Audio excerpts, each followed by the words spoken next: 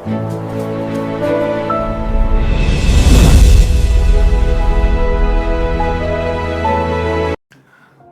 Lord everyone. I'm welcoming all of you to today's Divine Revelation.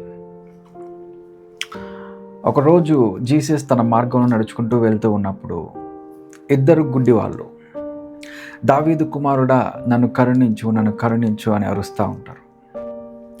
అయితే Jesus వాళ్ళతో మాట్లాడతారు. ఏమని మాట్లాడతారంటే, నేను ఈ కార్యం చేయగలనని మీరు నమ్ముతున్నారా అని అడుగుతారు. వాళ్ళు చెప్పేది ఏంటంటే, మేము నమ్ముతున్నాము అని. అయితే యేసు చెప్తారు అప్పుడు, మీ నమ్మిక చొప్పున మీకు కార్యం జరుగునుగాక అని. అయితే అక్కడ ఆశ్చర్యకరంగా వారి జీవితాల్లో కార్యం జరుగుతుంది.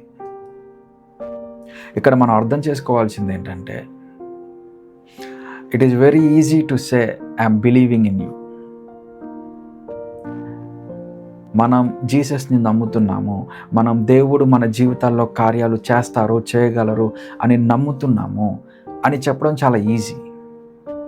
కానీ నిజంగా ఆ పరిస్థితి వచ్చినప్పుడు మన నమ్మకము కార్యాలని జరిగించే అంత దృఢంగా ఉందా?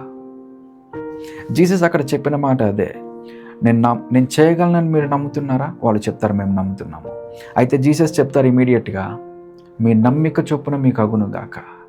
అంటే ఇక్కడ మనం అర్థం చేసుకోవాల్సింది ఏంటంటే, మీ నమ్మకము చాలా దృఢంగా ఉండాలి. అది ఎంత దృఢంగా ఉండాలంటే, అది జస్ట్ నోటి మాట మాత్రమే కాదు, నా పరిస్థితినన్నిటిని మార్చగలదు, నా స్థితిగతులన్నిటిని మార్చగలదు.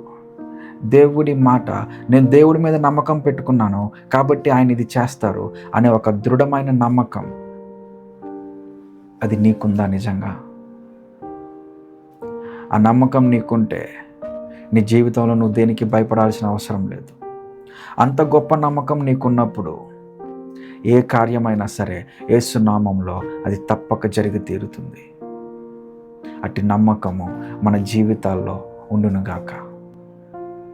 చిన్న ప్రార్థన చేసుకుందాము. తండ్రి, నీకు స్తోత్రమయ్యా. మిమ్మల్ని నమ్మే భాగ్యాన్ని మాకు అనుగ్రహించండి ప్రభువా. ప్రభువా, మా నమ్మకాన్ని, మీ పైన ఉన్న ఆ నమ్మకాన్ని మరింతగా దృఢపరచండి. కేవలము ప్రార్థించే వారిగా కాదు నా తండ్రి, అడిగిన ప్రతిదీ మీ నామమందు మీ పైన నమ్మికతో పొందుకునేవారిగా మమ్మల్ని మీరు మార్చండి. యేసు నామములో అడుగుతున్నాను తండ్రి, ఆమేన్. దేవుడు మిమ్మల్ని దీవించును గాక. ఆమేన్.